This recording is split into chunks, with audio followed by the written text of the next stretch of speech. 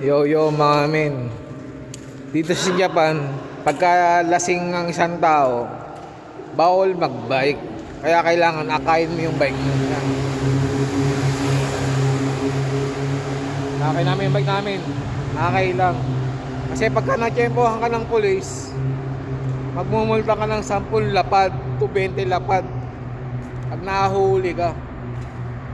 Kaya kailangan safety first. Pag lasing ka, tulak mo na lang yung bike mo, mga tropa. Tulak lang. Kumbaga, disiplina lang sa sarili. Siyempre, Pinoy tayo. Hindi pwedeng kailangan matigas ang ulo natin. Wala tayo sa ating bansa. Kasi alam mo naman, pagka nagkamali na naman tayo, sabihin, nakakahiya ang Pinoy, putang inang yan. Hindi ko kalahi yan. Ganun sinala na naman, sabihin nila.